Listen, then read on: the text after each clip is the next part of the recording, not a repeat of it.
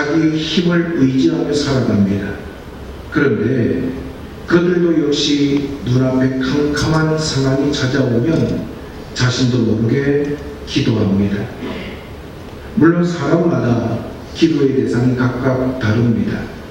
기도의 형식도 다릅니다. 또한 기도의 내용도 다릅니다. 하지만 기도를 하지 않는 사람은 아무도 없습니다. 왜냐하면 인간의 능력이 유한하기 때문입니다. 우리가 인생을 살아가면서 늘 기쁘고 즐거운 일만 있으면 얼마나 좋겠습니까? 다른 사람들을 보면 다 당당하게 살아가는 것 같고 멋지게 인생을 살아가는 것 같습니다. 그런데 내 삶을 돌아다 보면 왜 이렇게 힘들고 왜 이렇게 꼬이는지 답답할 때가 많습니다. 그런데 여러분, 우리가 보기에 당당하게 살아가는 그 사람들조차도 수많은 문제를 떠안고 힘겹게 하루하루를 살아가고 있다는 것을 우리는 잊지 말아야 합니다. 왜냐하면 우리 모두는 연약하기 때문입니다. 그렇다면 2000년 전에 이 땅에 오신 예수님은 과연 기도를 하셨을까요? 아니면 하지 않으셨을까요? 어떤 분들은 예수님이 기도하시는 것이 당연하다고 생각합니다. 그런데 우리가 상식적으로 볼 때 예수님은 전혀 기도가 필요 없는 분 같이 보입니다. 왜냐하면 예수님은 우리와 같이 연약한 갈대가 아니기 때문입니다. 예수님은 하나님의 아들입니다. 그분은 하늘과 땅의 모든 권세를 가지신 분입니다.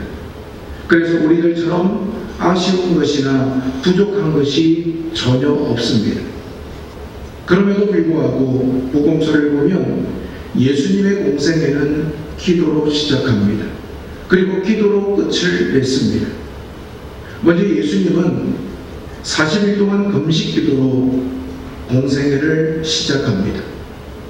하나님의 나라를 선포하시기 이전에 예수님은 40일 동안 금식 기도하시면서 이 일을 준비하셨다는 겁니다. 그리고 마지막으로 십자가에 달려 돌아가실 때 7개의 말씀을 남겼습니다. 그 중에 3개는 하나님께 드린 간절한 기도입니다. 특히 예수님께서 숨을 거두시기 전에 마지막으로 하신 말씀은 아버지, 내 영혼을 아버지의 손에 부탁하나이다 라는 기도였습니다. 뿐만 아니라 예수님의 하루 일과를 보면 이른 아침 한적한 곳에서 기도함으로 하루를 시작하셨습니다. 그리고 밤이 늦도록 예수님은 기도하셨습니다. 우리는 너무 바빠서 기도할 수 없다고 핑계를 댈 때가 많습니다. 하지만 예수님은 아무리 바빠도 아무리 피곤해도 기도하는 시간만큼은 소홀히 여기지 않으셨습니다. 결국 예수님은 기도를 제일 중요한 일로 여겼습니다. 왜냐하면 기도는 단순히 우리의 부족한 것을 하나님께 요청하는 것이 아니기 때문입니다. 기도는 하나님과의 만남입니다. 기도는 하나님과의 대화입니다. 그리고 기도는 하나님과 교제입니다. 제자들은 예수님이 기도하시는 모습을 항상 지켜봤습니다. 그런데 그 모습을 지켜보면 지켜볼수록 예수님의 기도는 바리새인들이나 율법사들의 기도와는 분명히 달랐습니다.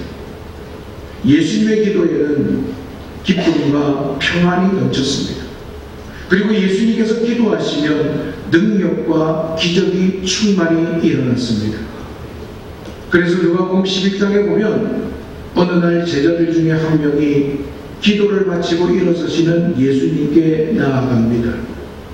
그리고 예수님을 향해서 예수님, 우리에게도 기도를 가르쳐 주십시오 라고 요청을 합니다.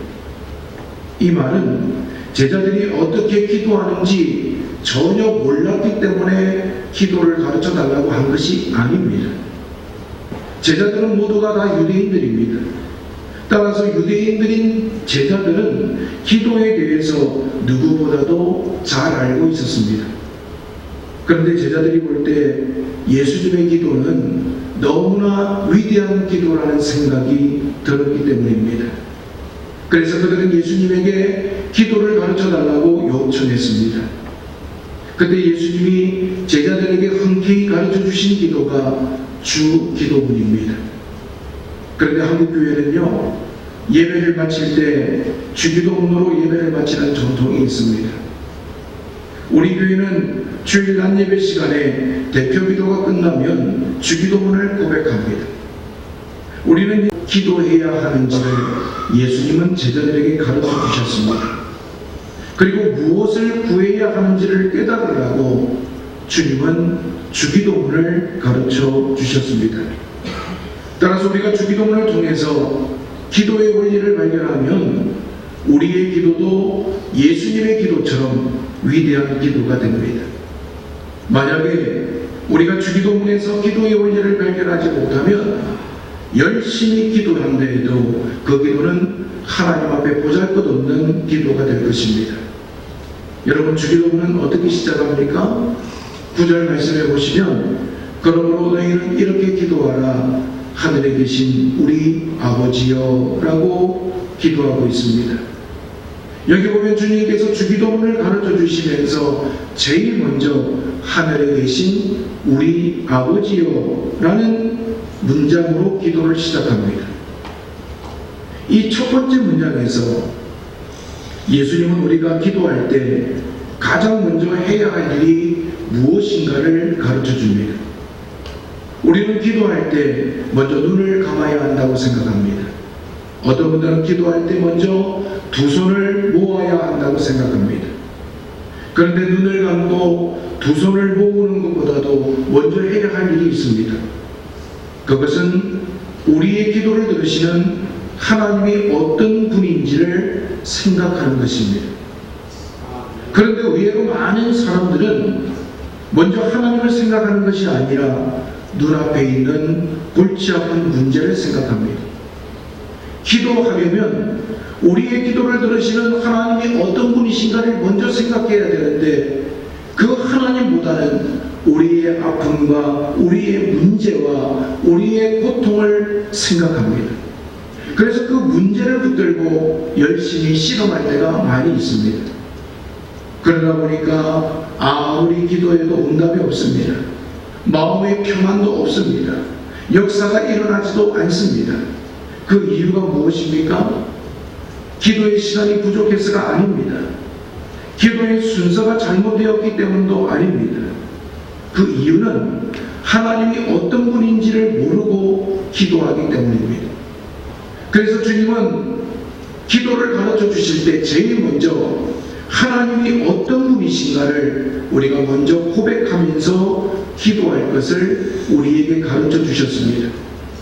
하늘에 계신 우리 아버지. 여기서 주님은 하나님이 어떤 분이라고 말씀합니까? 하늘에 계신 분이라고 말씀합니다.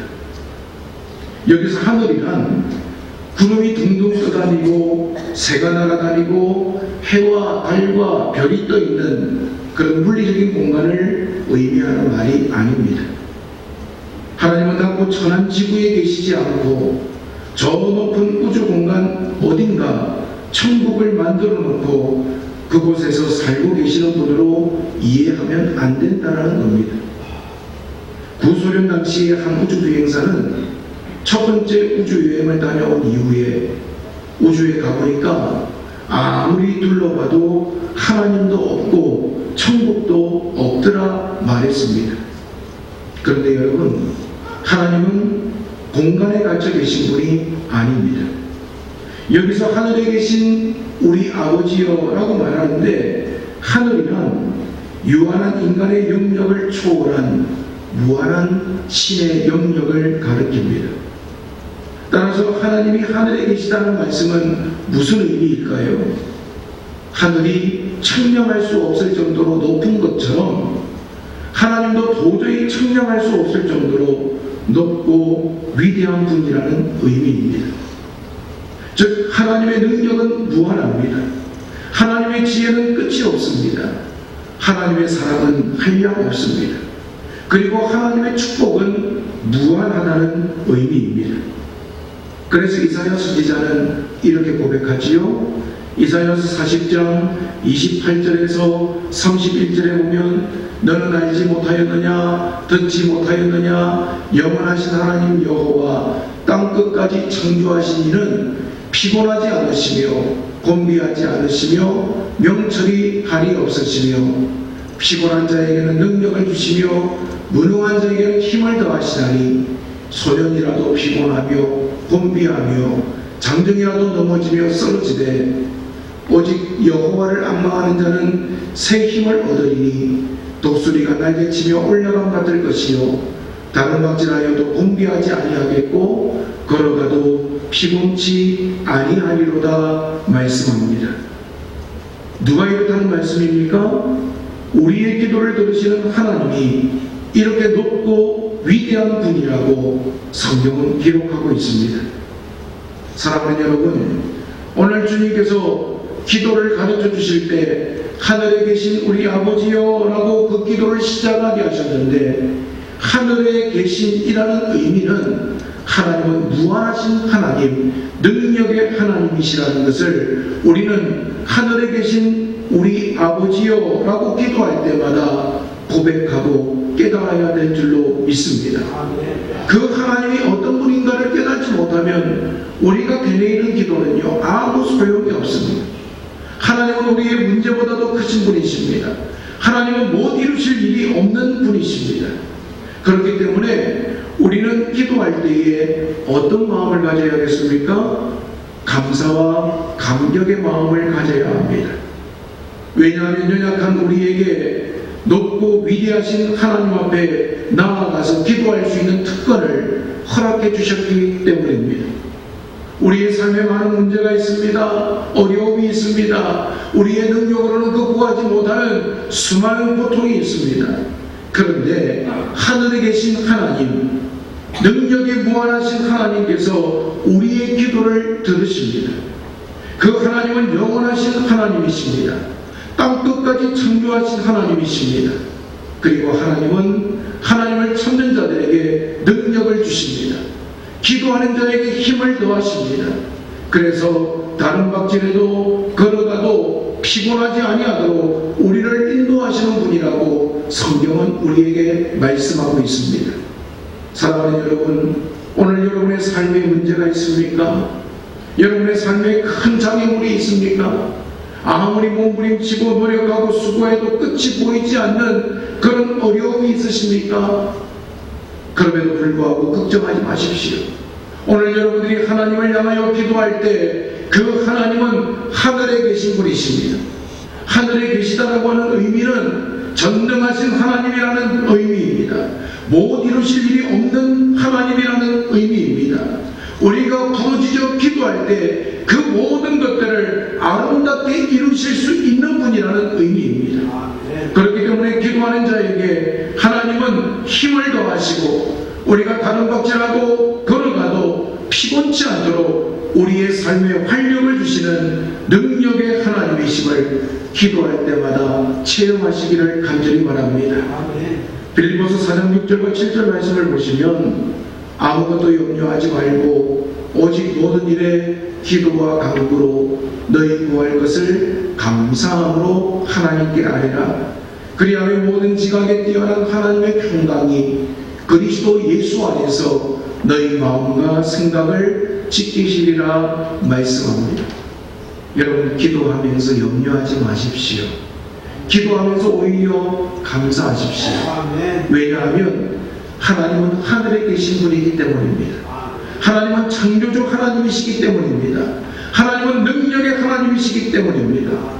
우리가 사람에게 찾아가서 아무리 우리의 사정을 없소해도 우리의 문제를 해결하지 못하는 일들이 얼마나 많습니까? 그런데 하나님은요 모든 답을 가지고 계신 분이십니다. 그 하나님은요 우리의 기도에 귀를 기울이시고 우리의 삶 가운데 은혜를 베푸시는 좋으신 하나님이시기 때문입니다. 그렇기 때문에 사도 바울은 기도하는 우리를 향해서 아무것도 염려하지 말아라, 오히려 감사함으로 하나님께 아뢰라고 고백하고 있습니다. 그 이유가 무엇입니까? 기도하면 하나님의 평강이 그리스도 예수 안에서 우리의 마음과 생각을 지켜주시기 때문입니다.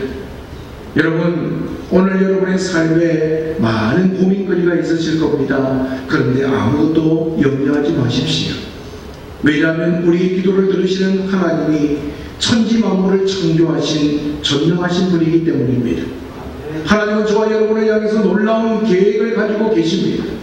저와 여러분을 사랑하셔서 독생자 예수 그리스도를 이 땅에 보내주셨습니다. 하나님은 우리의 머리카락까지도 다 세고 계시기 때문입니다. 그 하나님은 우리의 작은 신음도 다 듣고 계시는 분이십니다. 따라서 우리는 기도할 때 염려할 필요가 없습니다. 여러분의 염려를 다 하나님 앞에 맡기십시오. 그 하나님은 무능한 하나님이 아닙니다. 천지를 창조하신 하나님이십니다. 우리로 하여금 복되게 하시고 승리케 하시고 은혜를 베푸시는 하나님이십니다. 우리가 기도할 때 하나님은 들으시고 놀라운 일을 행하시는 분이십니다. 그렇기 때문에 우리는 부르짖을 때마다 염려하기보다는 오히려 감사함으로 하나님 앞에 나아가야 될 줄로 믿습니다. 하나님은 하늘에 계신 분이십니다. 하늘에 계신 하나님이라는 의미는 측량할 수 없을 정도로 위대하신 분이라는 의미입니다. 사랑하는 여러분, 오늘 우리 주변의 가족들 중에 권력을 가진 사람만 있어도 우리는 어깨에 힘이 들어갑니다. 그 사람한테 부탁하면 안 되는 게 없어. 우리는 그렇게 이야기합니다. 하물며 하나님께서 우리의 기도를 들으시는데 우리가 염려할 일이 어디 있겠습니까? 만왕의 왕에 계시고 청량할 수 없을 정도로 높고 위대하신 하나님께서 우리의 기도를 들으시는데 우리가 무엇 때문에 염려해야겠습니까? 오늘 이 시간 주님 앞에 나올 때 나도 모르게 두렵고 떨리고 아프고 답답한 마음을 가지고 나오셨습니까? 오늘 전능하신 하나님, 측량할 수 없을 정도로 위대하신 그 하나님을 향하여 기도할 때 하나님께서 어려움 속에 있습니다. 그럼에도 불구하고 너무너무 감사한 것은 하나님께서 우리로 하여금 기도할 수 있는 특권을 주셨다는 겁니다. 그 하나님은 어떤 분이십니까? 하늘에 계신 하나님이십니다.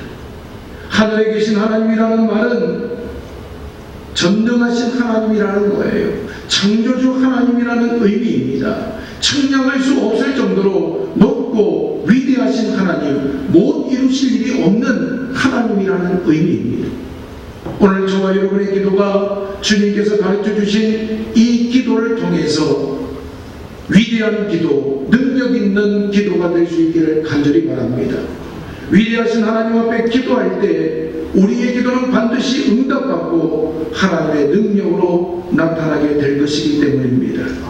오늘 사랑하는 성도님들, 아무것도 염려하지 말고 감사함으로 기도하시기를 바랍니다. 그래서 우리의 기도를 들으시는 하나님으로 인해서 어떤 상황 속에 있든지 새 힘과 소망을 얻는 우리 성도님들이 되시기를 주님의 이름으로 축원을 드립니다. 우리 시간 함께 기도하기를 원합니다.